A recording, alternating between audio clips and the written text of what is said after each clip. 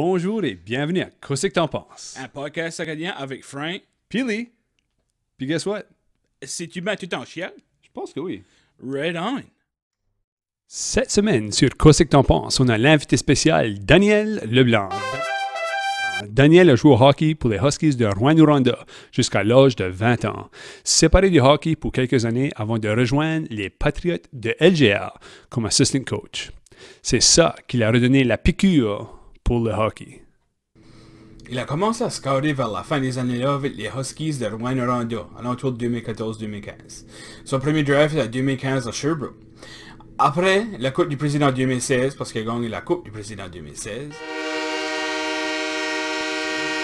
le head scout puis l'assistant GM Raphaël Pouliot a eu une job avec les Vegas Golden Knights.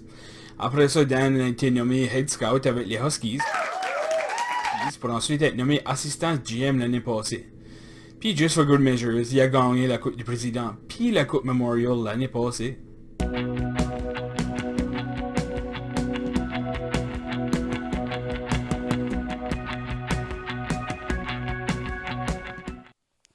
L'équipe de NHL Minnesota Wild a appelé Daniel après la Coupe Memorial pour une entrevue téléphonique et savoir s'il avait de l'intérêt à joindre l'équipe comme amateur scout.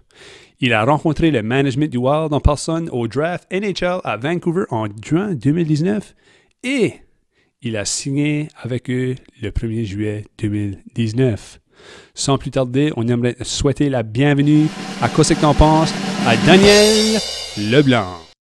Bonjour Daniel. Hello. So, merci vraiment nous autres pour avoir accepté de venir sur le podcast. T'es un gars qui est pas mal busy, so on apprécie vraiment que tu as pris le temps de venir sur notre podcast. Ah, ben, merci de m'avoir, ça me fait plaisir. Good, good. Moi, je veux qu'on start tout right dedans. Ben, t'as qu'à faire, je veux T'as qu'à dire. faire, hein. On va Hey. pas parler de weather, puis de nouvelles, puis de tout ça. Là. Non. Le monde est tanné de parler de COVID. Puis... C'est vrai. So, Daniel, pour le monde qui ne te connaît pas, là, dis-nous qui ce que tu es, puis qu'est-ce qui t'a intéressé de starter à faire du scouting? Comment ça a tout starté? Ben, qui est-ce que je suis? Mon nom est Daniel. Je viens de Capelé. Puis le côté hockey, ça a commencé, tu sais, j'ai joué à Rouyn-Noranda, j'ai joué dans la Q un petit peu, puis tout ça. Puis même quand je jouais, j'étais quelqu'un qui aimait beaucoup analyser la game. Moi, le côté hockey, ma carrière junior, j'étais blessé toute ma carrière. Ça fait que j'ai passé beaucoup de temps dans les stands. Puis une des jokes, quand j'ai commencé à scouter, tous mes vieux teammates, ils m'ont tout texté. Ils disent, ça fait juste du sens, c'est ça que tu as fait toute ta carrière, watcher des games. Puis ça, c'est un petit peu comme une inside joke, mais ça m'a tout le temps intéressé. Tu sais, le hockey, c'était ma first love. C'était une piqûre. Puis quand j'ai arrêté de jouer, c'est sûr que je me suis séparé de ça pour des raisons personnelles, que j'avais besoin de faire d'autres choses. Mais quand j'ai recommencé, on dirait que j'aimais même plus ça, scouter, que j'ai ever aimé jouer. Puis c'est même ça a commencé, côté scouting. Nice. Hey, je pourrais peut-être être un scout. J'ai passé half ma carrière de hockey assis sur le banc. Ah, ouais, c'était pas la même affaire, ouais. Non, Je sais pas. Pour la maybe. Maybe, you never know. So, as far as scouting, Daniel, qu'est-ce qui est comme la plus grosse chose que tu te gardes dans un joueur quand tu draftais chacun pour la Q? Ben, quand j'ai commencé, je te dirais que je gardais beaucoup les rôles. Tu sais, tu vas tout de suite aller dedans ce que tu connais. Puis comme joueur, nous autres, tu sais, nos équipes étaient bâties d'une certaine façon. Puis on disait, OK, ben, tu as les skill players dans les top lignes, tu as les checkers, tu as les... Tu sais, dans le temps même, on avait les enforcers. Toutes ces affaires-là, ça fait... Quand j'ai commencé à scouter, j'étais à ça que moi, je connaissais comme joueur. Une chose que j'ai réalisé vite, c'est que la game évolue. La game a beaucoup évolué. Les jeunes sont meilleurs qu'on n'a jamais été. Du côté skills, des choses qu'ils peuvent faire avec un puck, leur temps de possession, le puck protection, puis toutes ces affaires-là. Puis j'ai vite réalisé que c'était plus vraiment une question de rôle. Puis c'était une question de critères. Ça fait, dans ma première année, c'était vraiment un temps d'évaluation, puis que j'ai appris beaucoup. Raph Pouliot, qui était mon head scout dans le temps avec Vegas à Star, il m'a beaucoup aidé, puis il a divisé la game vraiment, que ce soit skill, patin, hockey sense, work ethic, qu'est-ce que la personne, qu'est-ce qu'il fait sans le puck de la zone défensive, puis tout ça. Ça fait, on a commencé à évaluer vraiment dans ces attributs-là, dans ces critères-là. Juste pour continuer sur cette question-là, y avait-il quelque chose que vous gardiez pour les joueurs de la Q sur le côté off-ice, comme le type de caractère ou des choses de même que vous gardiez pour les joueurs de cet âge-là? Oui, je te dirais qu'un scout, on est un petit peu comme des investigators. On appelle tous les coachs. Souvent, on va parler à des trainers, on va parler à des parents. On a des scouts dans chacune des régions. Puis dans les régions, une de leurs responsabilités, c'est vraiment de savoir qu'est-ce qui va, comment est-ce qu'il y a à l'école, qu'est-ce que c'est notes, toutes ces choses-là. Puis on donne des entrevues à pas mal tous les jeunes. Ça fait quand on les voit, on s'assied avec eux, puis on peut vite voir, OK, ben, c'est une personne intelligente, c'est une personne que ses teammates aiment. Puis souvent, on va poser la question, qui est-ce que les 3-4 teammates que tu amèneras avec toi? Ça fait là, ça va dire beaucoup, c'est que c'est un bon gars, habituellement, ils vont amener cette personne-là avec eux autres. Ça fait, on creuse, on essaie de lever toutes les roches avant de drafter un jeune, c'est sûr. Mais c'est pas la seule affaire qu'on check. Cool. Wow. Là, on parlait de la Q. Là, à cette heure, on sait que tu es le amateur scout pour les Minnesota Wild. Penses-tu qu'avoir gagné 2 Coupes du Président et Memorial Cup a aidé pour que les gens de la NHL te noticent? Ah, definitely. Le monde du hockey, c'est un monde qui est compétitif. Puis gagner, te met... Je dirais pas que c'est la seule raison, mais c'est définitivement quelque chose qui sort du lot, qui va te faire remarquer. Puis une des seules raisons que Minnesota, moi, a eu un intérêt dans moi, c'est parce qu'on était à la Memorial Cup. Puis la manière que les Huskies de Rwanda ont été bâtis les derniers 6 ans, c'était par le draft. Je pense qu'on avait juste 3 ou 4 joueurs qui n'étaient pas draftés par nous autres l'année passée. Wow. Puis ça fait quand les scouts ils voient ça, ils disent OK, ben, il y a eu une bonne job. Puis ça, ça a tout commencé avec l'époque de André Tourigny qui a bâti une façon de faire, avec Raph qui a continué, Danny Corneau, tous les head scouts qui sont venus, tous les scouts qui ont fait, ils ont pris garde de leur territoire. Puis ça a amené à ça. Là, après ça, c'est sûr qu'il faut que tu te prouves. Ça fait lui, oui, ça m'a peut-être sorti du lot dans la Memorial Cup, un jeune gars, puis il pose des questions. Puis le monde du hockey, c'est un petit monde, hein? C'est word of mouth. Puis le monde, pas mal tout le monde connaît quelqu'un que tu connais dans le monde du hockey. Puis quand ils se sont informés, je pense qu'il y a eu des mots positifs. Sur ce que je pouvais faire, puis qu'est-ce que la personne que j'étais. Puis quand ils m'ont collé, ben là, c'est là qu'ils veulent vraiment voir qu'est-ce que ta philosophie, comment est-ce que tu vois les choses, comment est-ce que... je ne veux pas dire qu'ils mettent sous la bosse, mais ils posent des questions assez primes pour savoir comment tu évalues la game. Le fait que tu venais de Capelé, ça t'a aidé, ça? Wow. Ah, ouais, lui, l'autre qui m'a appelé, qui vient des États-Unis à Boston, il savait où c'était Capelé. Drôle, assez drôle, Bill Guérin, il sait où est-ce que je suis là. Ah, ben, there you go. Ouais, parce qu'il a joué avec Scott Pellerin. Ah, there you go. Ah, j'allais vous le dire, ouais. Parce que mes conversations avec Bill, quand il m'a demandé où est-ce que je restais, où est-ce que j'étais originaire, Bill, il connaissait vraiment bien Moncton puis la région de Chiliade. Puis une petite histoire, hein, je sais que je jouais un petit peu en off-road, là, c'est fun. Off-track, je veux dire.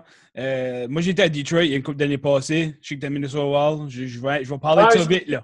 J'ai vu tes jerseys, puis tes casques, puis tes affaires dans les autres podcasts. Ouais. Ben, j'ai été à Detroit, puis justement, c'est un de mes cousins qui a parlé avec... il connaissait bien Scott Pellerin. Puis Scott Pellerin a parlé avec Brendan Shanahan, parce qu'ils sont tous les deux à Toronto, si je ne me trompe pas.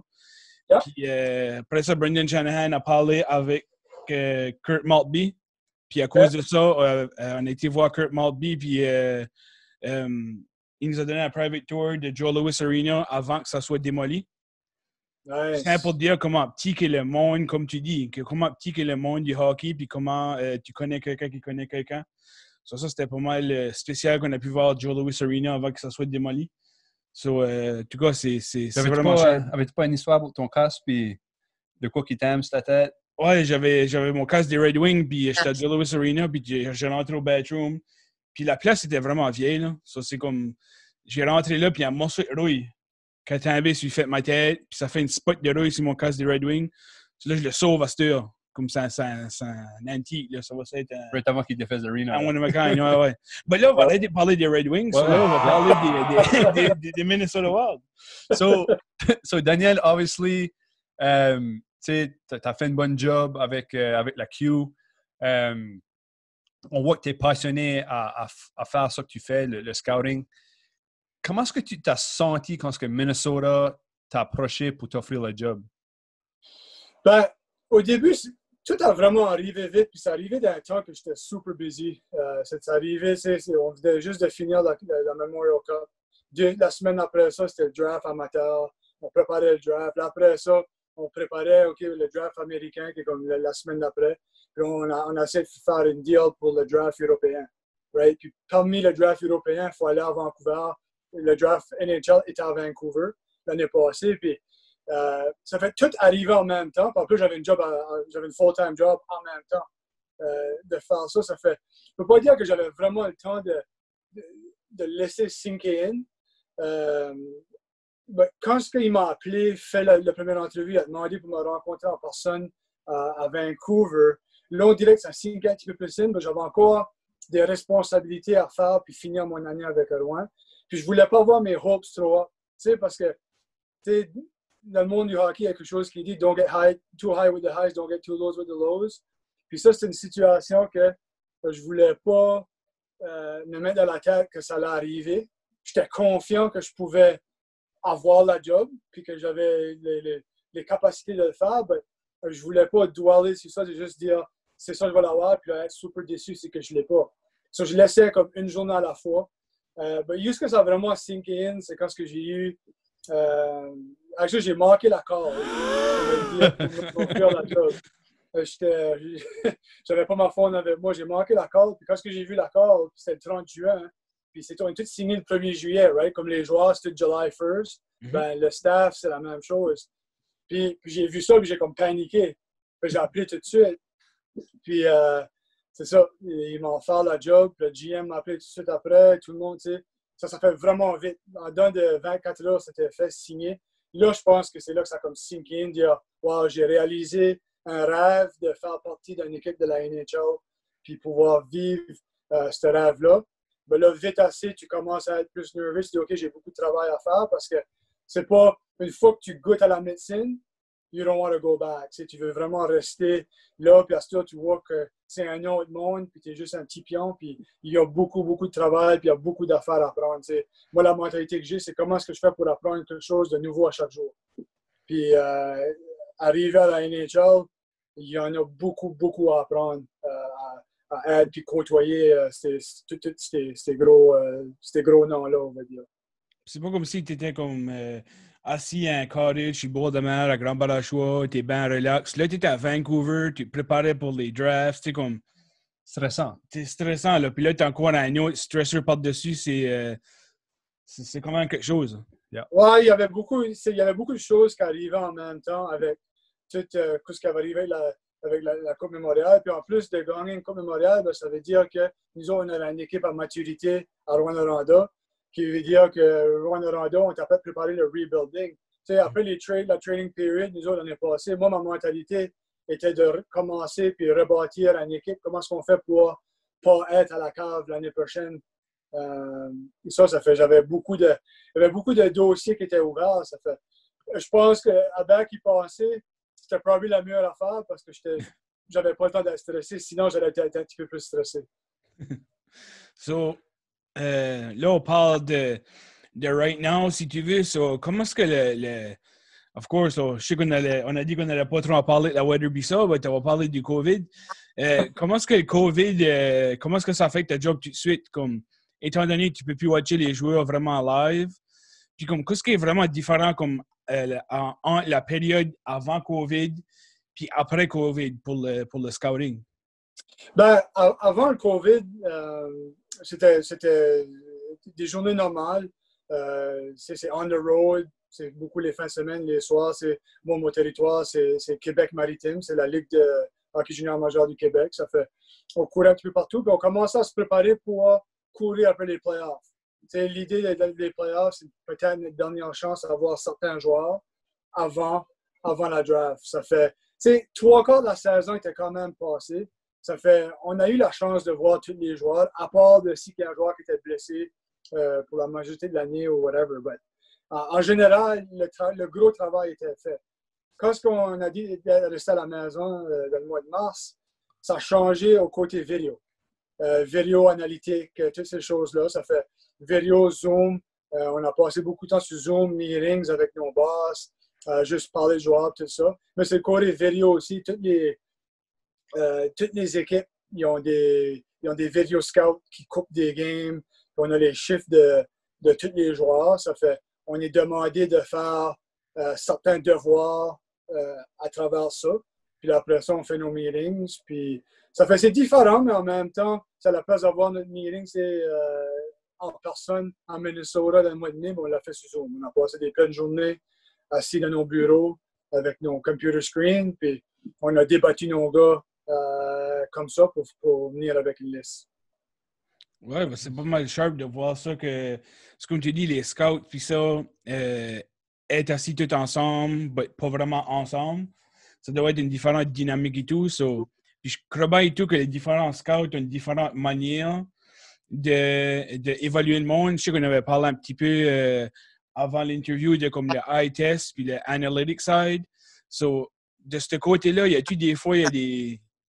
Comment je pourrais dire ça? Il y a des scouts qui sont vraiment ancrés dans la position de comme ben, j'ai vu qu'il y avait eu un bon chiffre, il y a beaucoup de bons chiffres, ou que comme tu vois les analytics, puis là, ça change peut-être ton idée. Les scouts devaient être ancrés pas mal dans la mentalité, si tu veux.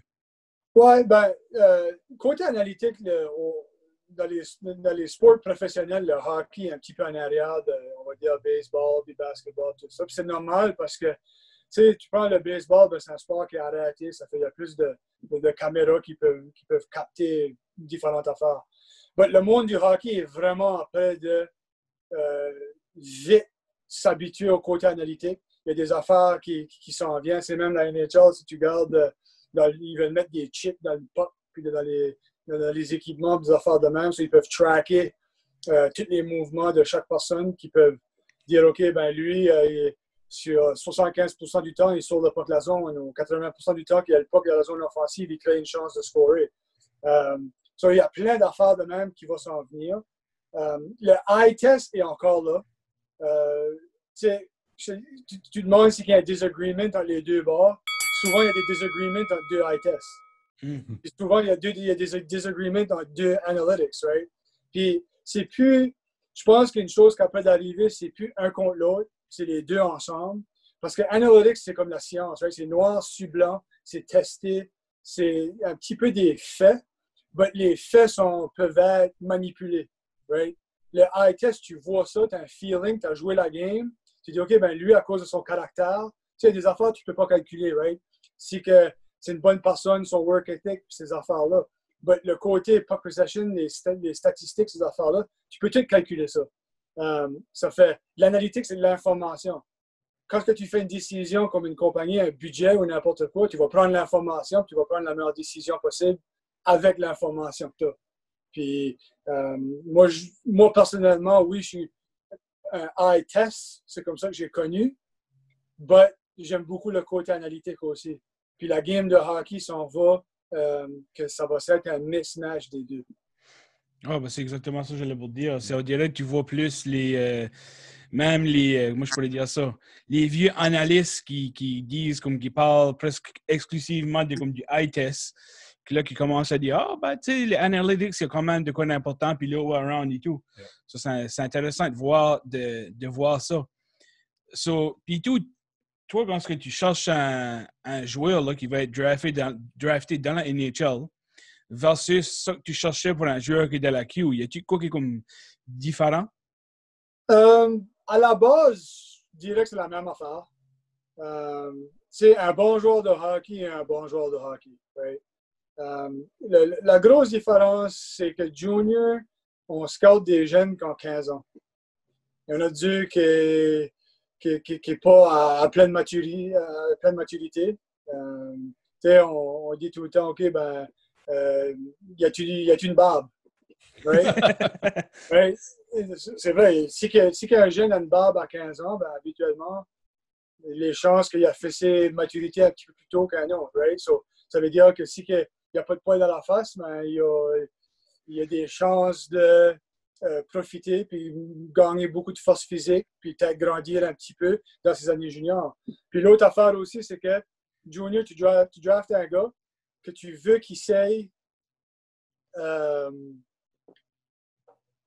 prêt dans 1 an, 2 ans.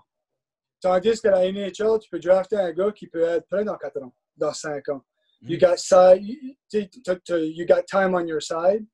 Puis, des fois, ça peut, OK, ben, le petit qui, je sais pas moi, qui est 5'9" right now, puis 160 livres, ben, tu sais qu'il va se rendre probablement à 190 livres en quelque temps.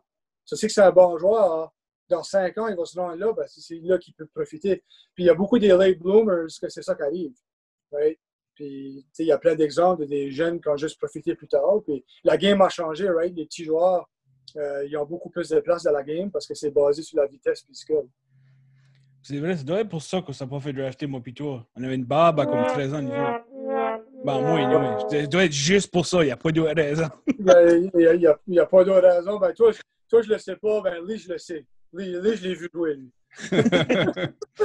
Moi, j'étais un homme à l'âge de 13 ans, ça. Ah ouais. Aïe. But, parlais de ça que tu avais eu des... Tu parlais de Bill Guerin et tout ça. Ben, comment est-ce que c'est de travailler avec eux autres? Tu as travaillé comme avec Mike Modano, Bill Guerin, puis tu disais aussi que tu travaillais avec Guy Lapointe. Là. Ben,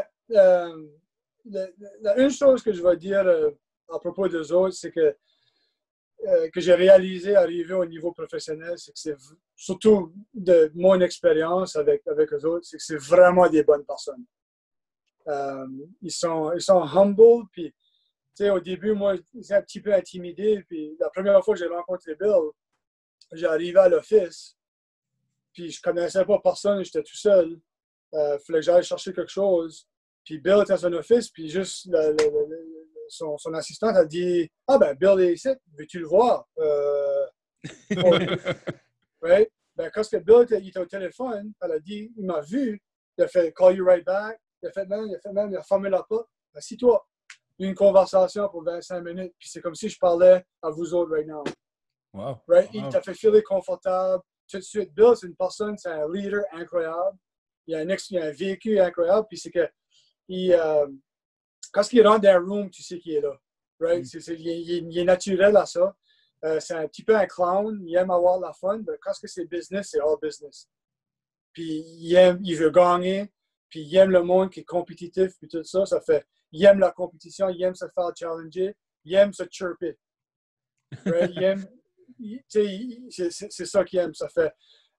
Pour Mike Modano, je ne le connais pas beaucoup. Lui, il est plus dans un rôle de consultant behind the scenes sur le côté gouvernance de l'équipe avec l'owner, puis Bill, puis tout ça.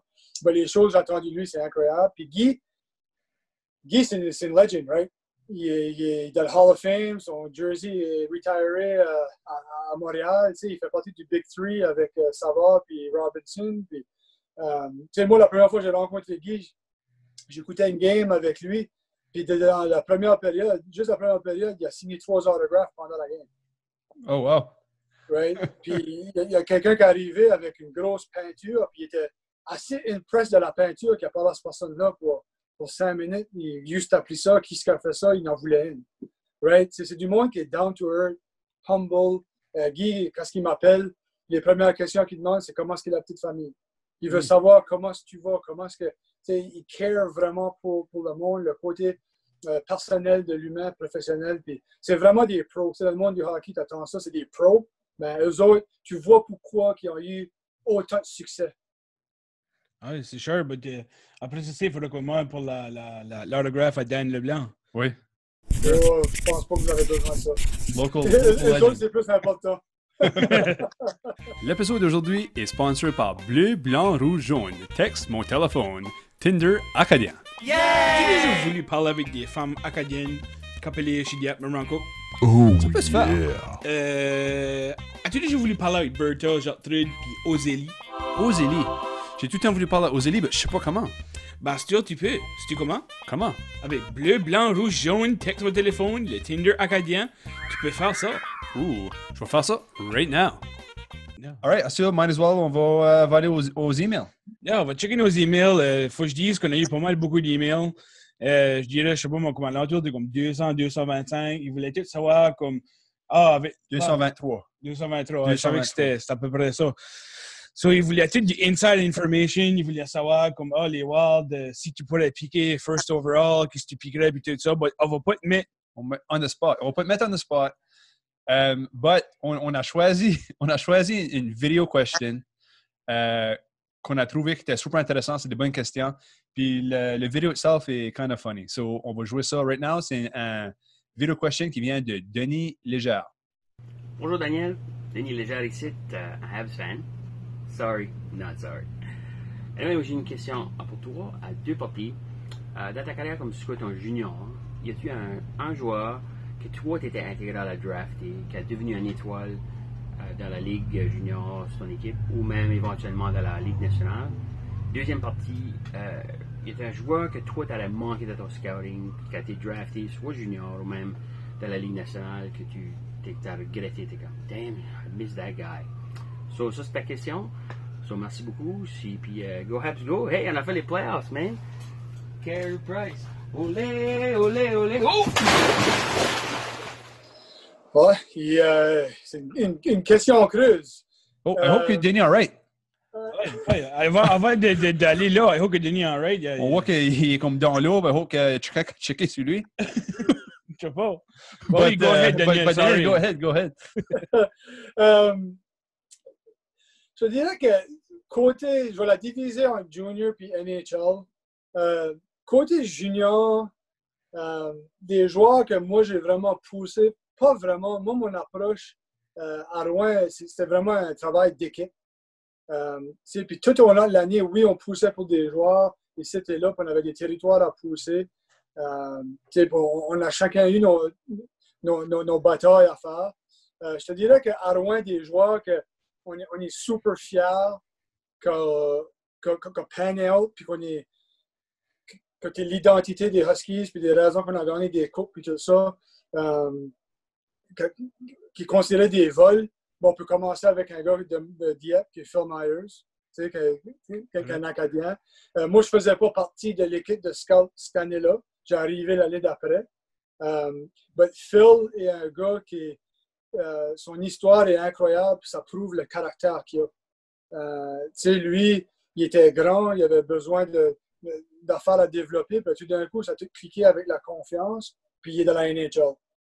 Puis c'est un vrai joueur de la NHL. Ben, ça, c'est à cause de sa mentalité. Il a été underdog, ça n'a pas fait draft à la NHL. Il a été underdog à Philly, puis ils l'ont signé tout de suite. Ben, ça, c'est le hard work qu'il a fait avec un autre Acadien, avec Rick Légère. C'est Rick Légère, un des meilleurs trainers dans le hockey que moi je connais. Puis, Phil a travaillé là-dedans. Les autres joueurs que je vais dire à Rouen, il y a Raphaël Harvey-Pinard, qui est le capitaine l'année passée, qui a signé avec les Canadiens. Il a signé comme dernièrement, là, dans la Il dernière a signé Al. Puis ça, c'est un autre underdog. Nous autres, juniors, on l'a juste drafté en 8e round. Right? Puis là, il s'est fait drafter l'année passée. Il a eu vraiment une bonne saison. Mais lui, c'est encore une question de caractère, right? On a drafté un gars qui était caractère.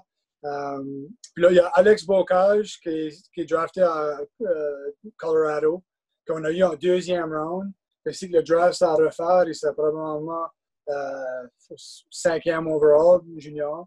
Ça, c'est des gars, je pense, qui éventuellement ils vont aller dans la NHL. Des gars qu'on a manqués, junior, je pense, un de ceux-là, c'est Raphaël Lavoie. Il jouait pour Team Canada, World Junior. Il était là quand nous autres on pouvait le faire.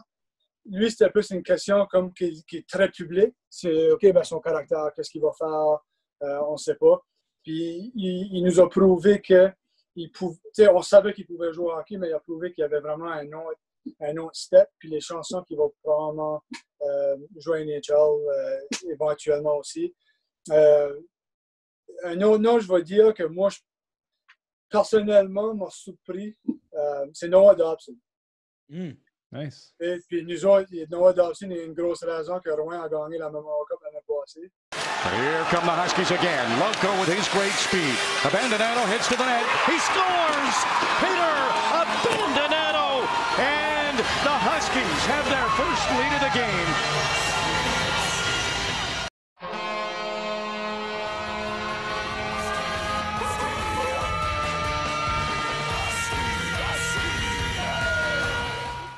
On a été chercher en trade, puis il a joué avec les Islanders cette année.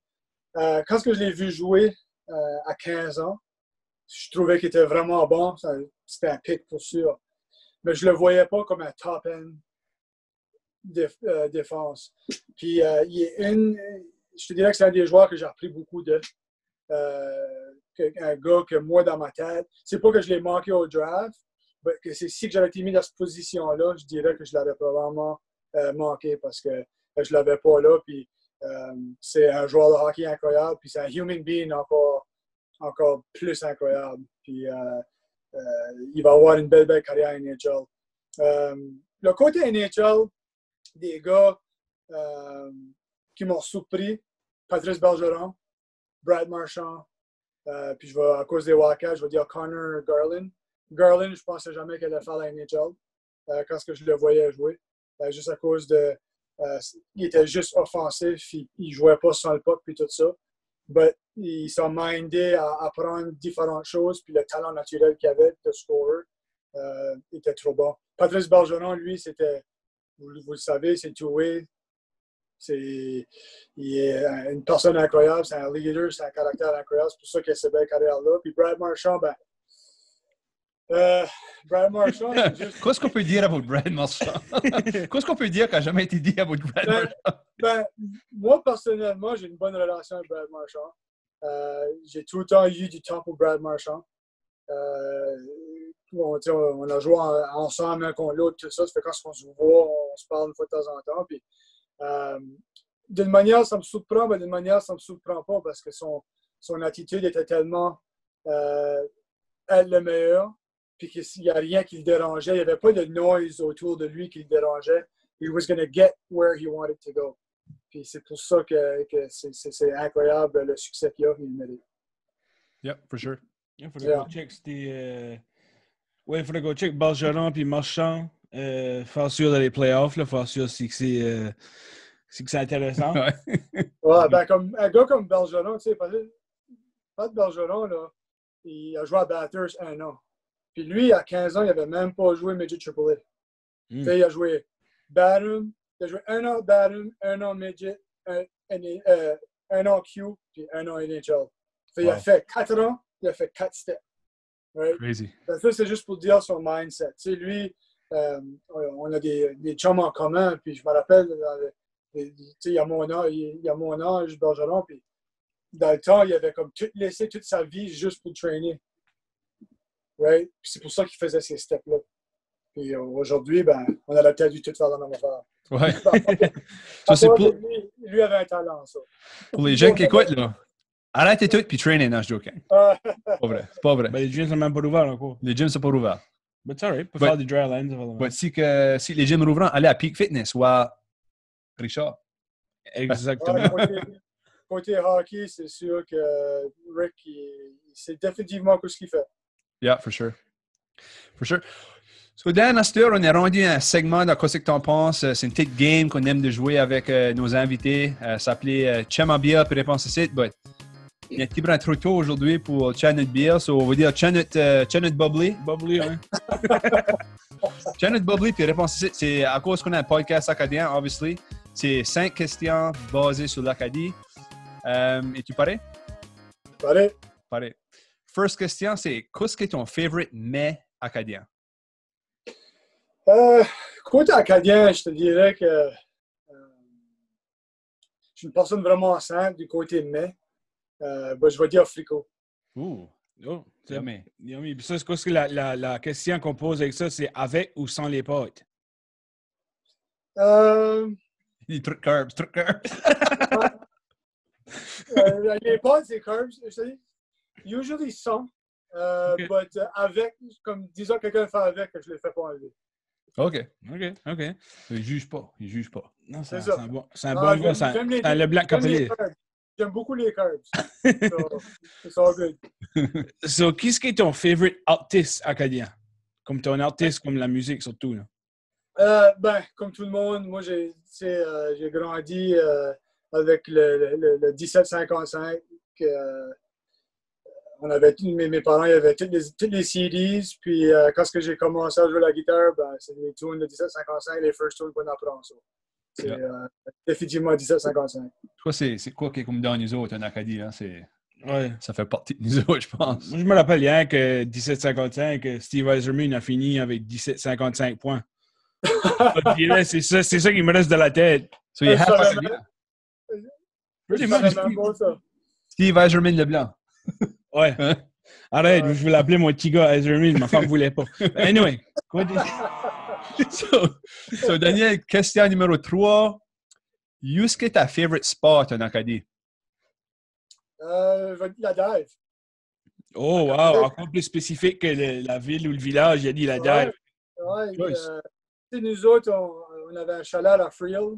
On allait souvent prendre des marches à la dive. C'est une place qui est peaceful, on pouvait baigner puis tout ça. Puis en plus, la bande à mon frère s'appelle la dive. So, ça fait juste du sens. Mais définitivement la dive, la capelée. C'est right en bas de Suvilla. Le défense Suvilla qui règne plus. Right en bas de Suvilla. Yeah. So, toi, tu es à Leblanc, so tu dois avoir des noms intéressants dans ton family tree.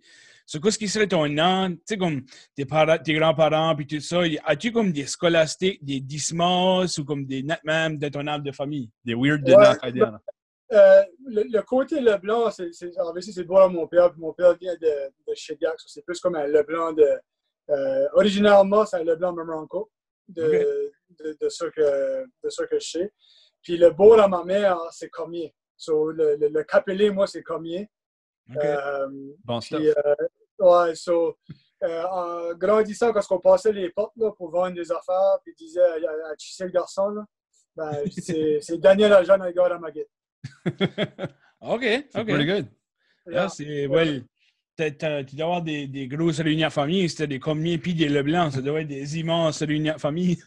Nous autres, juste les Cormier, on est une grosse famille. Le beau à ma mère, juste un cousin puis cousine, je pense qu'on est à peu près 20 quelques cousins cousines. Oh, ça fait beaucoup de cadeaux de Noël, ça. Ouais, malheureusement. Tu faisais rien qui soit, il aime ça d'acheter un cadeau. Oui, ça se fait. Ouais, on joue des games de même, c'est plus facile. Ouais. Dernière question, Daniel. Qu'est-ce que tu voudrais retirer une fois que tu es vieux en Acadie? Qu'est-ce qui serait ta sport que tu retirerais? Moi, je suis originaire de AVC Capelé. Moi, c'est une belle petite place sur l'eau, là, alentour de Capelé, Barachois, Shediac, Grandigue, dans ce coin-là. Ça serait ma place idéale. Mes parents ont une belle place à Barachois. Idéalement, ça serait ça. Là, tout de suite, je suis en ville à Dieppe. Puis, pour le temps busy de chasser les arénas, puis ça, moi, ma femme, elle vient de Dieppe, puis elle veut rester ici. C'est plus facile, sa famille est proche aussi. On verra dans ce temps-là. Je dirais que si j'aurais le choix en Acadie, ça serait dans ce petit coin-là. C'est un excellent choix. Ouais, c'est pas un mauvais choix. Shediac puis Capelé, puis c'était région ici, là. Il n'y a rien de plus beau. Non? On va dire la région de l'école de JR. C'est ça. Exactement. Avant de te dire bye, Daniel, on veut juste reminder le monde. Tu sais, là, si vous aimez ce qu'on fait, laissez-nous savoir. Hein? Si vous n'aimez pas ce qu'on fait, dites-nous pas. C'est aussi simple que ça. Si vous voulez nous rejoindre, vous pouvez nous rejoindre par email à ctpacadie@gmail.com. On a plusieurs places que vous pouvez nous surveiller ou nous attendre à cela, Frank. Ah, bien sûr, on est sur Facebook. Oh, sorry. Ça me grattait. On est sur Facebook. Vous pourrez probablement voir la majorité de nos vidéos. On est aussi sur YouTube. Dans les deux là, vous avez besoin d'écrire « Qu'est-ce que t'en penses? » Puis c'est nous autres qui va popper up. Puis tout à ce on va commencer à mettre les les podcasts sur Anchor. So, à partir de Anchor, ça va être sur Spotify, ça va être sur Apple, ça va être sur tous les autres bons major platforms. Parce que si quelqu'un quoi tu t'en penses, tu sais automatiquement que c'est un bon platform. C'est un bon signe. Yeah. On va pas avoir l'argent de Joe Rogan, mais c'est fine. Ah, ben, never know. Puis tout, faut pas oublier que right now, tu sais, comme tout après bec rouvrir, so oubliez pas de supporter local. Allez voir vos local business, vos local restaurants, puis ça, puis essayez de les aider à Tiburon. Yep. So, on va essayer À Tiburon beaucoup. À Tiburon beaucoup, ouais. That being said, Daniel, merci encore énormément pour accepter d'avoir venu sur Qu'est-ce que t'en penses. On apprécie ça. On te souhaite beaucoup de succès dans ta carrière. Puis on hope que tu trouves des diamonds in the rough que la personne d'autre qui a vu, puis que après ça, tu vas être sur ça va être sur tous les médias sociaux, puis tous les journaux. Daniel Leblanc de Capelé a trouvé le next Sidney Crosby ou le next Ovechkin ou le next Louis Cormier, you never know, je sais pas. Je sais pas, but, en tout cas, merci beaucoup pour avoir passé nous voir, puis on apprécie vraiment ça. Alors, merci à vous autres, c'était bien la fun, puis c'est beau de voir ce que vous faites là, puis continuez votre bon job vous autres aussi. C'est important de supporter le côté Acadie. Parfait. Ben, merci beaucoup. Ben, moi pour Lee, c'est Frank. Moi pour Frank, c'est Lee. So, à la prochaine. À la prochaine.